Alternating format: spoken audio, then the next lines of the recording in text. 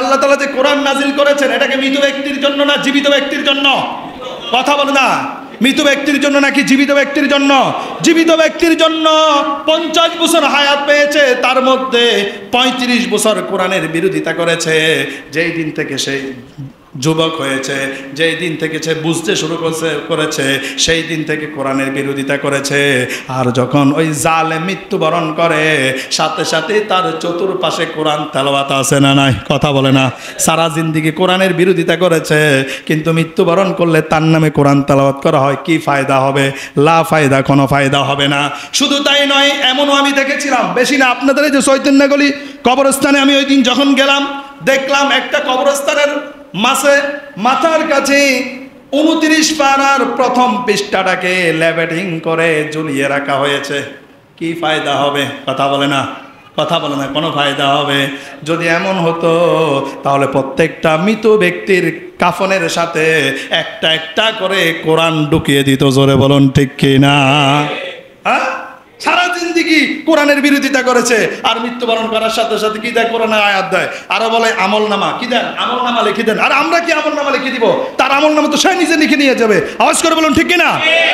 ডাইল দেয়, চাইল দেয় কবরের উপরে, এগুলো কি ফায়দা হবে? এগুলো শিরক ছাড়া এগুলো কিচ্ছু না। আওয়াজ করে বলুন ঠিক কিনা? পেয়ারা হাজিরিন, কোরআন আপনাকে ছিনাই করে নিয়ে যেতে হবে, কাফনে করে নিয়ে গেল, কোনো ফায়দা হবে না। পরীক্ষা দিয়েছেন না অনেকে? কথা বলেন, পরীক্ষা দিয়েছেন না? পরীক্ষা দিয়েছেন। পরীক্ষার হলে যদি আপনি ফুল গাইড নিয়ে যদি চলে যান, আপনাকে কি বলবে?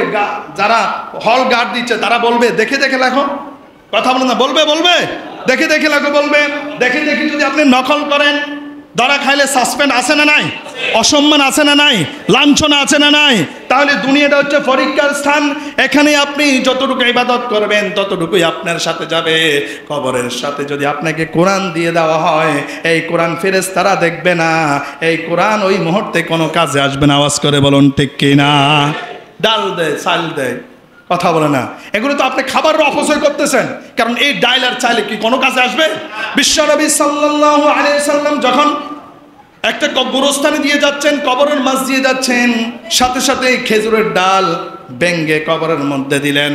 সাহাবায়ে কেরাম প্রশ্ন করলেন, ইয়া রাসূলুল্লাহ, ইয়া হাবিবাল্লাহ, কেন খেজুরের ডাল দিলেন? বিশ্বনবী বললেন, আমি দেখলাম দুইটা কবরের মধ্যে আযাব হচ্ছে, শাস্তি হচ্ছে, এজন্য আমি খেজুরের ডালগুলা ভেঙ্গে এখানে দিয়ে দিলাম। যতক্ষণ পর্যন্ত এই খেজুরের পাতাগুলা তাজা থাকবে, সবুজ থাকবে, কাঁচা থাকবে, ততক্ষণ পর্যন্ত কবর আযাব কিছুটা হলেও কম হবে। কারণ হলো এই খেজুরের পাতাগুলা জিকির করে, অনুসরণ করে, আর জিকির করে একজনকে, তিনি কে? আল্লাহ। এজন্য আমরা যখন কোনো ব্যক্তি মৃত্যুবরণ করবে তার কবরের মধ্যে খেজুরের ডাল গেঁথে দিব। যদি খেজুরের ডাল না পায়, অন্যান্য গাছের কাঁচা ডালটা গেঁথে দিলে ওই গাছের পাতাগুলো, ডালগুলা যতক্ষণ আল্লাহর জিকির করবে ততক্ষণ হয়তো বা কবর আযাব কিছু কম হবে। আওয়াজ করে বলুন ঠিক কি না? এগুলা করবেন না, এগুলা শিরক। এগুলা কি? এগুলো শিরক। ইন্না শিরকা লাযুলমুন আযীম। তাহলে আমরা তো বিশ্বাস চলে গেছে ডালের উপরে। কিসের উপরে? আমরা বিশ্বাস চলে গেছে, আরে দুনিয়াতে যাই করি না কেন, মৃত্যুবরণ করার সাথে সাথে কোরআনটা আমার সাথে পাঠাই দিলে আমার আর কোনো আযাব হবে না। কথা বলে না। এগুলা করবেন না। এগুলার কারণে বরঞ্চ আরো বেশি মাইর চলবো। এগুলার কারণে বরঞ্চ আরো কি চলবে? বেশি মাইর চলবে। কারণ তুমি শিরক করেছ, ডালের উপরে তোমার বিশ্বাস চলে গিয়েছে, ওই ডালের উপরে, খেজুরের ডালের উপরে তোমার বিশ্বাস চলে গিয়েছে, একিন চলে গিয়েছে। এর জন্য ইবাদত বন্দেগী করো নাই, নামাজ পড়তে হবে। আওয়াজ করে বলুন ঠিক কিনা? আল্লাহর গোলামি করতে হবে। গোলামি করতে করতে যখন আপনার ইমানিভাবে যখন মৃত্যুবরণ হবে, ইমান নিয়ে যখন মৃত্যুবরণ করতে পারবেন, তখনই আল্লাহ তাআলা ফেরেশতা পাঠিয়েবে। আর কাফানুম মিন কাফানিল জান্নাহ, হানুতুম মিন হানুতিল জান্নাহ, জান্নাত থেকে কাফন আর সুগন্ধি পাঠিয়ে দিবে। আওয়াজ করে বলুন ঠিক কিনা? কিছুক্ষণ পরে তার কাছে সুন্দর টকবগে যুবকের মতো একজন ব্যক্তি আসবে, এসে তাকে মোবারকবাদ জানাবে। তখন সে বলবে, তুমি কে? আমি তো তোমাকে চিনলাম না। বলবে, আমি হচ্ছি তোমার দুনিয়ার নেক আমল, তুমি যে দুনিয়ায় নেক আমল করেছিলা, আমি আজকে তোমার সেই নেক আমল। তখন এই মৃত ব্যক্তি বলবে, তোমাকে দেখেই মোবারকবাদ মনে হয়, সন্তুষ্টজনক মনে হয়। আল্লাহু আকবার। এই সাথে সাথে মৃত ব্যক্তি বলবে, ও আমার আল্লাহ, কিয়ামত সংগঠিত করুন, কিয়ামত এই মুহূর্তে দিয়ে দেন, কারণ আমি আমার প্রতিবেশী পরিবারদেরকে নিয়ে, সম্পদ নিয়ে একসাথে থাকতে চাই। আল্লাহু আকবার। কথা বলে না। এজন্য জান্নাতে যাওয়ার দরকার আছে না নাই? আছে না নাই? প্যারা হাজিরেন, আল্লাহ তাআলা তখন বলবে, ও গোলাম, দুনিয়ায় ঘুমাইতে পারস নাই, দুনিয়ায় শান্তি থাকতে পারস নাই, আজকে তুই ঘুমা। কি কর? তুই ঘুমা। দুনিয়াতে তুই যখন বলেছিস আলালাহুল খালকু ওয়াল আমর, সৃষ্টি যার, আইন চলবে তার, এই একটা কথার উপর ইস্তেকামত থাকার কারণে, একটা কথার উপর অটুট থাকার কারণে, অবিচল থাকার কারণে কাফির মুশরিকরা তোর শান্তি দেয় নাই, নাস্তিকরা তোর শান্তি দেয় নাই, জালেমরা তোকে শান্তি দেয় নাই, লেবাস মার্কা মুনাফিকরা তোকে শান্তি দেয় নাই। তুই তোর ঘরের মধ্যে ঘুমাতে পারস নাই। যখন একটা জায়গায় গিয়েছিলা, সারাদিন ছুটাছুটি করার পরে রাত্রিবেলা যখন ঘুমাবে, কিছুক্ষণ ঘুমানোর পরে ভোর রাত্রে আর ঘুমাও নাই, আমি আল্লাহকে সন্তুষ্ট করবার জন্য তাহাজ্জুদের নামাজ দাঁড়িয়ে গিয়েছ। ও গোলাম, দুনিয়ায় তুই ঘুমাস নাই, অনেক কষ্ট করেছিস, টেনশন করেছিস, আমি আল্লাহ সব দেখেছি। জোরে বলুন ঠিক কিনা? আজকে তুই ঘুমা, কিয়ামত পর্যন্ত তোর ঘুম কেউ ভাঙবে না। আল্লাহু আকবার। কিয়ামত পর্যন্ত তোর ঘুম কেউ ভাঙবে না, তোর ঘুম ভাঙার কারো কোনো অধিকার নাই। দুনিয়ায় ঘুমাইতে পারস না, এজন্য জান্নাতে ঘুম দে, নাজ নিয়ামতের ঘুম দিবে, আরামের ঘুম দিবে।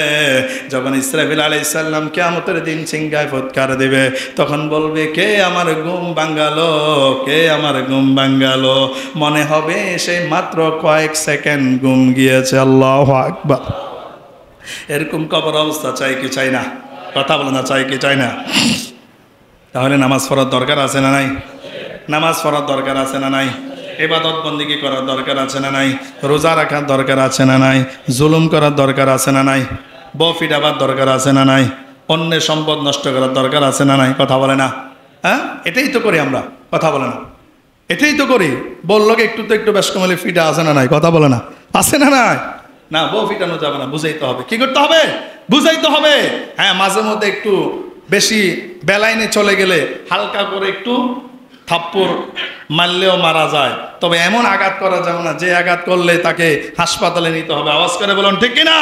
বউ আমার, আদর করবো আমি, মারবো আমি, শাসনও করবো আমি, তবে সেটা যেন অতিরিক্ত মাত্রা না হয়। আওয়াজ করে বলুন ঠিক কিনা? পেয়ারা হাজিরিন, জান্নাতে আমরা মাত্র, জান্নাতে কিন্তু এখনো প্রবেশ করি নাই, এখনো কবর পর্যন্ত। কোথায় আছি? কবর পর্যন্ত আছি। এজন্য আল্লাহ বলছেন, ফালা তা'লামু নাফসুম মা উখফিয়া লাহুম মিন কুররাতি আ'য়ুন জাযাআন বিমা কানু ইয়া'মালুন। কত সুন্দর জান্নাত আমি তোমাদের জন্য তৈরি করে রাখলাম, কত সুন্দর জান্নাত আমি তোমাদের জন্য প্রস্তুত রেখে দিয়েছি, তোমরা কল্পনা করতে পারবে না। ফালা তা'লামু নাফসুম মা উখফিয়া লাহুম, কত সুন্দর জান্নাত আমি রেখে দিয়েছি, পৃথিবীর কেউ এটা কল্পনা করতে পারবে না, কেউ ধারণা করতে পারবে না। কল্পনা করতে পারবে, কিন্তু তার কল্পনার কাছে দাঁড়েও এই জান্নাতের ধারণা আসবে না। আওয়াজ করে বলুন ঠিক কিনা? এজন্য বেশি বেশি করে ইবাদত বন্দেগী করা দরকার আছে না নাই? যাই যাই যাই যাই দিন চলে যাই, কোরআন পড়লাম না, কত নোবেল নাটক পড়লাম, হাদিস ধরলাম না। যাই যাই যাই যাই দিন চলে যাই, কোরআন পড়লাম না, কত নোবেল নাটক পড়লাম, হাদিস ধরলাম না। সত্যিকারের খাঁটি মুমিন মুসলিম হলাম না যে, কেউ কি জানে সেই গড়িটা লাগবে কয়দিন কাজে। টিক টিক টিক টিক যেই গড়িটা বাজে, ঠিক ঠিক বাজে, কেউ কি জানে সেই গড়িটা লাগবে কয়দিন কাজে। হায় হায় হায় হায় আসল গড়ির অর্থ বুঝলাম না, সময় থাকতে সময়ের মূল অর্থ খুঁজলাম না। হায় হায় হায় হায় আসল গড়ির অর্থ বুঝলাম না, সময় থাকতে সময়ের মূল অর্থ খুঁজলাম না। খাইলাম দাইলাম ঘুরলাম ফিরলাম এই দুনিয়ার মাঝে, কেউ কি জানে সেই গড়িটা লাগবে কয়দিন কাজে। টিক টিক টিক টিক যেই গড়িটা বাজে, টিক টিক বাজে, কেউ কি জানে সেই গড়িটা লাগবে কয়দিন কাজে। আওয়াজ করে বলুন ঠিক কিনা? আপনার আমার এই জীবনটা একটা ঘড়ির চাকার মতো। ঘড়ির যখন একটা কাঁটা বন্ধ হয়ে যায়, এই করার কোনো মূল্য থাকে? ঠিক তেমনি ভাবে আপনার দেহ থেকে যখন প্রাণটা চলে যাবে, রুহটা যখন চলে যাবে, আত্মা যখন চলে যাবে, এই দেহের কোনো দাম থাকবে না, মূল্য থাকবে না। এই জন্য দুনিয়াতে খাইলাম দাইলাম, আনন্দ ফুর্তি করলাম, সময় কিন্তু চলে যাচ্ছে। আওয়াজ করে বলুন ঠিক কিনা? এজন্য ইমানদার হওয়ার জন্য, জান্নাতের নাজ নেয়ামত পাওয়ার জন্য ইবাদত বন্দেগী করার দরকার আছে না নাই?